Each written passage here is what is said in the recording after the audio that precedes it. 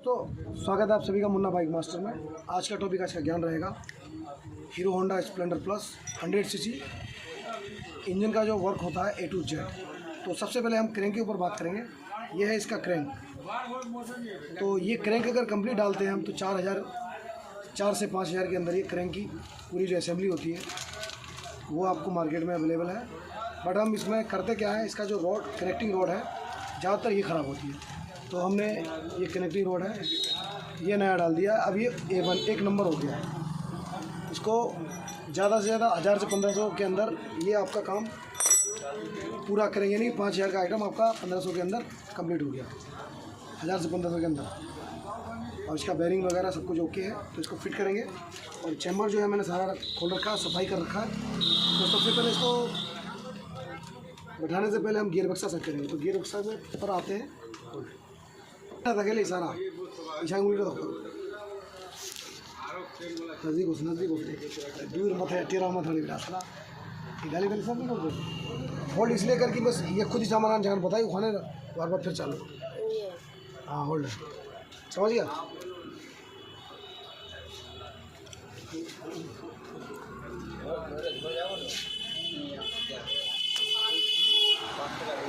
चालू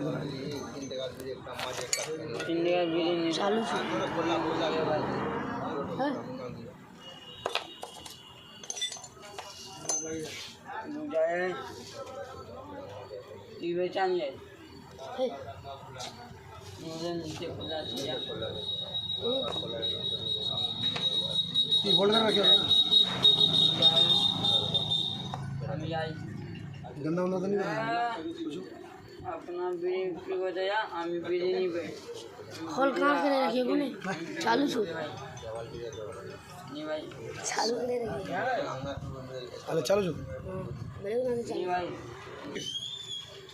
मुलाकात पानो करे नहीं मारते। अच्छा सुनो तो बोले तो ये नंबर शो बोले हमने जो इसका जो गियर बक्सा है ये खोल रखा है। ये फर्स्ट गियर का जो गरारी होता है कुछ इस तरीके से बैठता है। इसमें एक वार्सल होता है और नजदीक अरे तो नजदीक ला बोलो तो ना है हन्ने का बुलाई थे आप बोली अरे इसे बोलवा जी और सर इसो को फाइनली हमने इसका जो गियर बक्सा है सारा खोल रखा है। तो सबसे पहले इसका टॉप गियर जो होता है उसको सेट करते हैं। अंदर ये सीम बाहर निकलता नहीं है, इसमें से कुछ भी नहीं निकलेगा। तो इसका जो टॉप मॉडल का ये टॉप गियर का जो गाड़ी होता है इसके अंदर एक बुश होता है लाइक दिस। इसको इंसाइड करना होता है इस तरीके से। उसके बाद इसमें खांचे का हिसाब किताब है। तो ये साइड हमेशा डाउन इधर है और ये सेम है कुछ इस तरीके से। तो सबसे पहले पार्सल होता है कुछ इस तरीके से होता है। ये इंसाइड करेंगे इस तरीके से। इसका जो ऊपर का गाड़ी होता है खांचेदार होता है कुछ इस तरीके से। तो दोस्तों इसको हम थर्ड गियर का जो गरारी होता है उसको ये बोल करके इसको इंसाइड कर सकते हैं। ये सेट हो चुका है।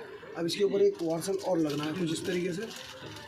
ये आप देख पा रहे होंगे क्लियरली ये इंसाइड। उसके बाद ये इसका जो लास्ट का गरारी है चौथे गियर की कुछ इस तरीके से। इसमें अप डाउन सब सेम है, इसमें कोई दिक्कत वाली बात नहीं। कैसे भी डालो तो इस तरीके से। उसके ऊपर एक फिल्म सिम आता है मेरे नज़दीक लावा। तो ये लास्ट सिम है फाइनल कुछ इस तरीके से पड़ता है। तो ये हमारा जो टॉप गियर है ये कंप्लीट हो चुका है।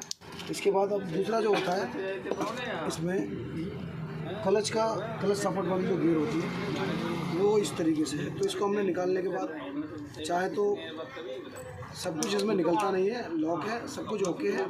तो इसका जो एक सिम होता है सिंगल कुछ इस तरीके से डालना है। गियर बक्सा सेट कर लिया है। ये टॉप गियर है, ये क्लच सपोर्ट का जो सपोर्ट है गियर बक्सा। 4 गियर की गरारी यानी कि 4 इसमें गियर है और 4 गरारी 4 दूनी 8 कुछ इस तरीके से ये सेट होना है।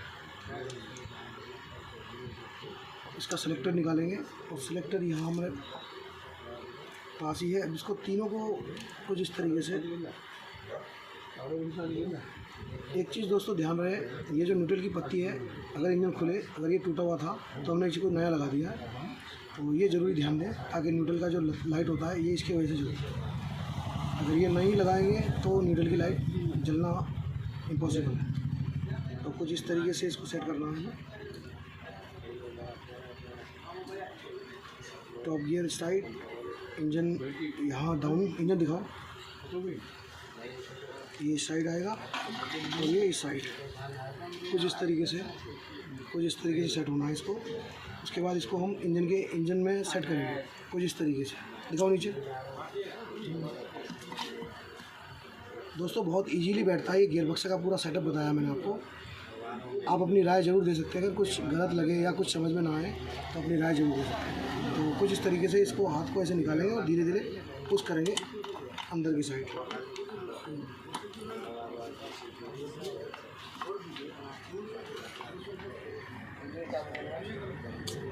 ये ओनली हो गया डाउन साइड, ये इन साइड हो गया।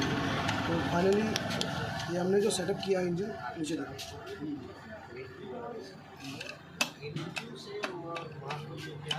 तो इसको हम चला करके देखेंगे ये काम कर रहा है या नहीं परफेक्ट तरीके से। तो फिलहाल तो ये परफेक्ट तरीके से काम कर रहा है, और इसको चेक करने के लिए हम ये जो सेलेक्टर है इसको घुमाएंगे, ताकि हमें पता लगे गियर परफेक्ट पड़ रहा है या नहीं पड़ रहा है। तो कुछ इस तरीके से इसको घुमाएंगे और इसको मूव करेंगे। तो ये पूरा टर्निंग, इसका जो पॉइंट होता है ये पूरा घूमना चाहिए कुछ इस तरीके से। ये पूरा घूम रहा है, परफेक्ट है। अगर ऐसे समझ ना आए तो आप चैम्बर को पैक करके इसका जो स्टार वाशर होता है उसको सेट करके हम चेक कर सकते हैं गियर चारों पड़ रहा है या नहीं पड़ रहा है। तो आगे चलते हैं, अब क्रेन को बैठाते हैं। गियर बक्से का काम कंप्लीट हो चुका है, अब क्रेन का सेटिंग करेंगे इसमें। होल्ड। तो क्रैंक को हमने पूरा क्रैंक की जो असेंबली है, पूरा क्रैंक की असेंबली को चेंज नहीं किया, सिर्फ डंडी, ये जो कनेक्टिंग रॉड है इसको चेंज किया। पुराना डंडी मैं आपको दिखा देता हूँ। ये कनेक्टिंग रॉड है 100 सीसी की, हीरो की जो बाइक है 100 सीसी की, सबसे ज़्यादा ये कनेक्टिंग रॉड ख़राब होता है। तो अगर ये पूरा डालते हैं हम तो इसका कॉस्ट लगभग 4 से 5 हज़ार के अंदर आता है। बट हम इसको चेंज करेंगे, सिर्फ इसको, कनेक्टिंग रॉड, इसमें बेरिंग होता है, इसको चेंज करेंगे। और ये जो आपका पड़ता है 1000 से 1500 के अंदर, ये कंप्लीट हो चुका है। सिर्फ ये डंडी चेंज करके, बेरिंग सब इतनी जल्दी ख़राब होती नहीं है इस गाड़ियों में। तो इसको बैठाएंगे, असेंबल करेंगे, बड़े ही प्यार से इसको बैठाना है। होल्ड करो, होल्ड, रेडी। तो फाइनली दोस्तों हमने क्रेन की असेंबल कर चुके हैं और गियर बक्सा भी सेट कर दिया। अब इसका जो चेंबर है दूसरा ऊपर वाला फ्रेश वाला, इसको बैठाना है तरीके से। किक सपोर्ट हमने इसमें यही सेट कर दिया है और बेरिंग A to Z सब ओके की रिपोर्ट में है। कुछ इस तरीके से बैठाएंगे बड़े ही प्यार से।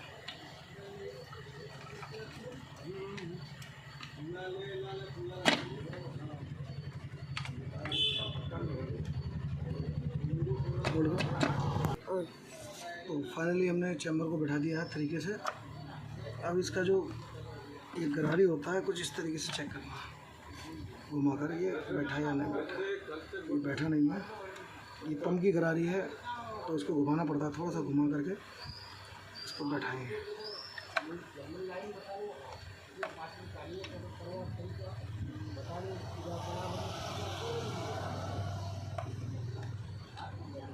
बोल